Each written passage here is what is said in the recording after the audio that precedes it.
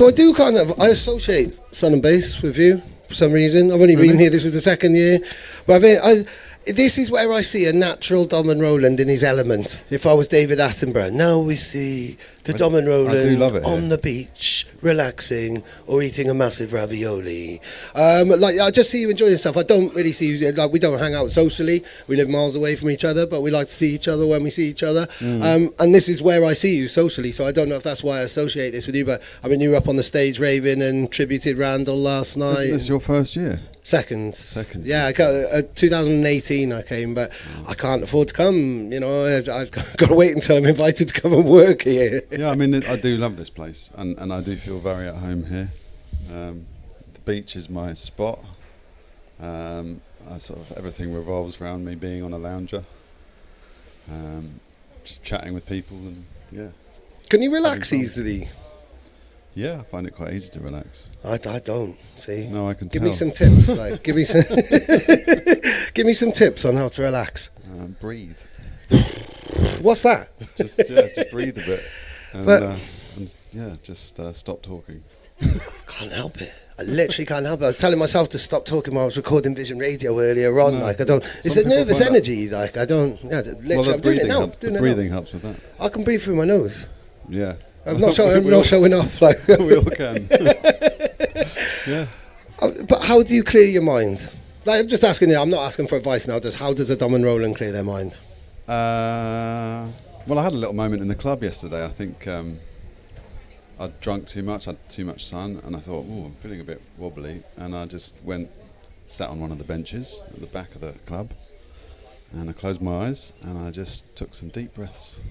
Do you meditate? I have done, yeah. I wouldn't say I'm an expert, but I do meditate. Yeah, I actually got quite into meditating a couple of years ago. I got the Headspace app. Oh, right, okay.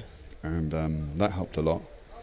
But ultimately, you don't need an app. You really just have to shut your eyes and turn off your thoughts. So that's the key, isn't it? No chance. You have to look at your thoughts from an outside perspective and then think, these are not me. This is some machine that's going on in my head. And then the only thing you concentrate about is breathing. A lot of people have said that, and I understand that, but the turning the thoughts off. Concept, the simplified idea of meditation. Imagine if that did work for the first time in my life. That worked now, and I just went brain dead in this interview and just this live streaming, and I just left you here. I've got a lot to say. Go on then. I don't want the thoughts to stop. Most of the thoughts are amazing thoughts, and I think a lot about your music. Tell me what you're up to right now, probably on Overshadow, but also you've taken your own, you release a lot of your own stuff. Yeah. You're very empowered by the current tools that artists have to self-release, aren't you? Yeah, I mean, I'm lucky and I've been in the scene a long time, and I've met a lot of great people that make sort of studio software. So I've sort of got my little niche of people I work with in the studio software business. I sort of started on that tip 20 years ago, and I was a beta tester for Logic. When it was actually their own German company, eMagic, before they sold to Apple. And then it moved to Apple, and then I got kicked out when they went all in-house. But from that, it gave me a sort of bug, and I thought, well, this is cool. I get to help design some of these tools that I love to make the music that I want. That's brilliant. What a fascinating insight. And so now, I think I've sort of narrowed it down to basically working with this guy called Stephen Slate, who is from America, who I've known now for 20 years. And my really good friend Dave, who runs a company called DMG Audio, and he's an amazing coder. He's worked for all the plugin companies, and I think he's currently working on Serum 2, which, if you know anything about, I know about Serum. Synths, yeah, it's humongous, quite a big deal. So you're tapped into the future in that way, and not only that, but you actually get to give feedback and say, I get quite heavily involved and say, no, you need to do it like this, because how exciting is that though? That's real hands-on. You spend your whole life sort of trying to manipulate sounds in a certain way, and you have a great insight as a stoned bedroom producer that basically wants to twist stuff. And I came from an era where you had a sampler and an Atari, so to actually try and create the things that we've created with just really simple tools. Now we've got this sort of smorgasbord of digital processing that we can do things with, and it's amazing. It's mind-blowing how much stuff we can do now. So it's great to be able to give that insight to someone that can actually turn it into an actual thing. Definitely. Can you actually pinpoint certain functions or certain things that, like, any producers watching now might go, oh my god, I use that, or that's something that... Well, I mean, for instance, I worked with Native Instruments way back when they sort of started, and in drum and bass we were all using Emus to do all the sort of the filters and stuff for our... I mean, we're getting a bit techie here, but that's fine. Like we've got industry-ish. This is a space to get as nerdy as we like. We were using Emu samplers, and the sound of the filters was very much part of the sound of the sort of early '90s drum and bass. And when Native Instruments made their first sampler, Contact, I was on the team that was helping test it, and I pushed really, really hard to say, the filters that you should base your filter design on are the ones from the Emu. And they did. Wow. They didn't get it the same, and henceforth you've got everyone going, why haven't we got Emu filters yet? But they tried. They tried, and that was the main thing. And back then, in fairness, it was hard to put all of these analog ideas into digital because we didn't have the computer power to do it. So massively. I mean, that whole switch from analog to digital, we lost a lot of key producers, I think, then. Like, some just didn't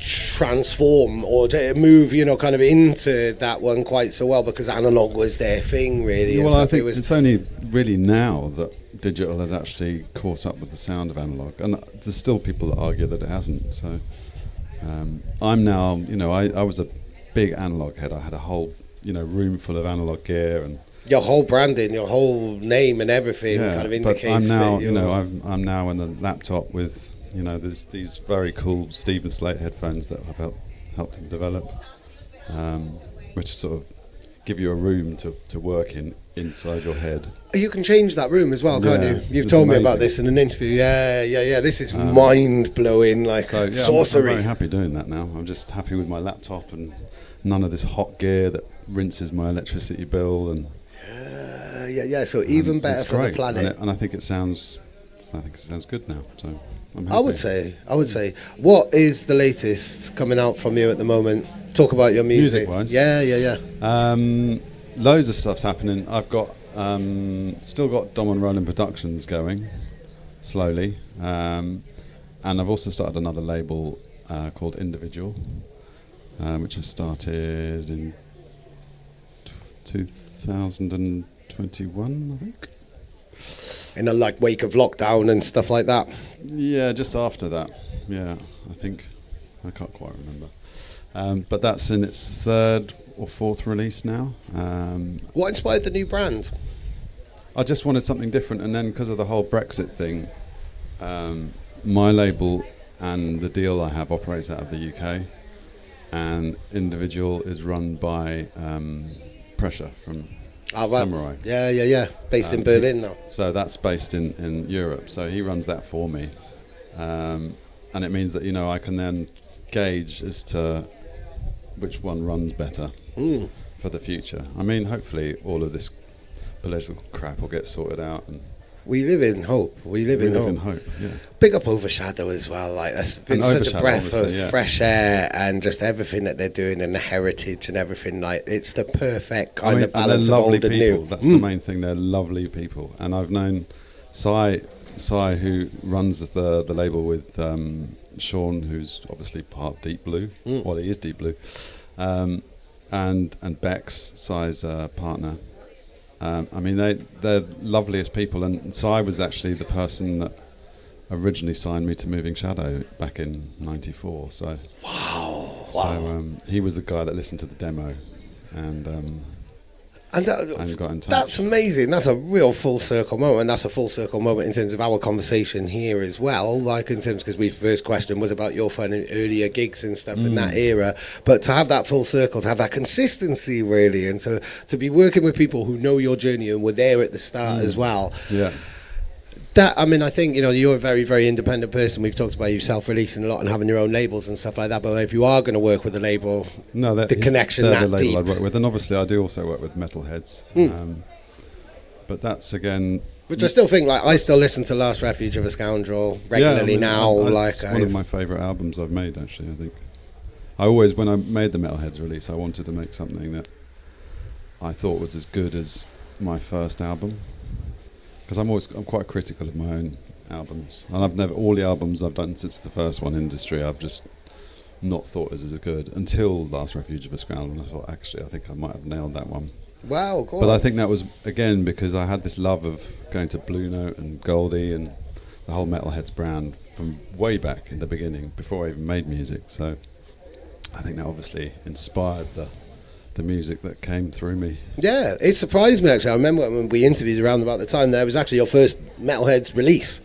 You know, I kind of associate you were part of that, and like you say, you were at Blue Note and things like that, and had a relationship with a lot of the artists, and had a sound that was within the same canon, if you know what I mean. But you hadn't actually released on Metalheadz at the time until then, really, which made it a big thing, I think. Or no, I was involved. Unfortunately, back then, you know, there was that whole engineer producer thing that went on.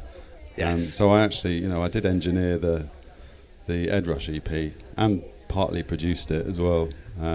So I always felt like I was on Metalheadz anyway. Your fingerprints were there. My fingerprints were in there, but my name wasn't on the label. I think it might have got in the small print, but so I did feel like I was part of the label, and I was there in the back room and likewise with you know, some of the things like Sonar and Mutant Revisited with Trace. So I did feel like I was out there, but it took a bit longer for me to... So you were involved in the Mutant Revisited as well, then? Yeah. Right. So, I mean, that was like... But Bailey didn't tell this story yesterday, but it's a story that I remember him telling me in an interview where that... Because, I mean, that's the Blueprint Tech-Step record, wasn't it? That was a proper game changer. Not the... I can't remember, it's the first one. Not the original remix that Trace did. You know, the right. rolling one. Yeah. Not that one. Yeah, that was just the Mutant remix, I think, wasn't it? And then, the then Revisited one. Revisited was which we... Don't know which one it was, but Bailey was in a car with Groove Rider, and they pulled off the motorway for a courier to come up and give him that on dubplate on the way to a gig. Oh, I heard that story. Yeah, I don't know which one that was. Yeah, but it was. I mean, it's the one that made Congo Natty say it was devil music and music house and stuff like that. Like it was very controversial record at the time. That does sound controversial. Cool. That's right. So now we're going to wave over to LSB. Now I think we're going to get another guest. Did you bring a USB? Have you got a USB with you? I did. Yeah. Yeah, brilliant. So we're going to have some music. What would you? Here we go. Search for something. Hang on, I'll put this down. Yep, here we go. I will chat. I'll take out that. I'm going to chat and I'm going to have a little look at the comments and stuff. In fact, we will. Which microphone is that? I'll just put it down here. We'll have a little look, see if we're still streaming. See if there's any comments in the chat. There's plenty of people watching on Facebook, on YouTube, and of course on Twitch as well. So big up everybody. Have we got anything in the chat? No, it can't load the page. Wow, it's saying make sure. So I don't even know if we are still streaming. It says that we're still streaming, no? So let's just see. Right, no. I think if you are on the chat, then hopefully... Oh, we're currently offline. We're currently offline. We are back on YouTube and we are back on Facebook. So does that mean everything that we've said is... It's recorded. No. I don't know at what point it stopped streaming, but we were recording anyway, so we can use it. So none of your time was wasted, I can assure you. Yeah. There we go. Play us a tune. All right. What is this? This is called Here to Stay. I think it'll be the next release on my individual label. Oh wow, brilliant. So this is unreleased, this is an exclusive? This is an exclusive. It's a bit more, it's slower. It's 165 BPM, so it's going along with the sort of trend of everyone liking jungle again. Yeah. I love 165 BPM. There is a wave, isn't there? There's a wave. So yeah, I'm riding the wave. It's actually really fun to make music at the speed again. Because obviously I started doing it in the 90s and everything slowly crept up, and now it's nice to go back down because you've got all this space to put things. I'm literally about to say, so much more space, so much more room in the groove and things like that, really. Exactly. So Brilliant. We're going to sign out. Well, we're going to sign out your part of this show, and then we're going to welcome LSB. Yeah, and I'm going to say thank you very much, Dom. Thank you. Brilliant. And we're going to give you a T-shirt and a hat. Oh, that's amazing. There we go. If you have a little look in that suitcase there, and let's crank up this tune.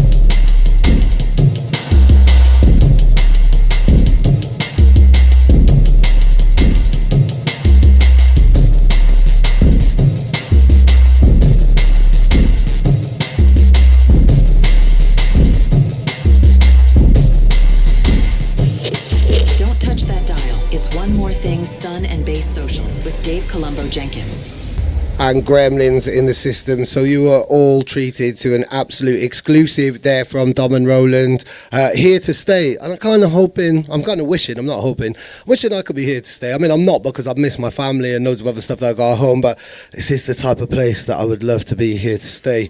And we've got another guest. Like, I'm going to give you a microphone. We have the one and only LSB.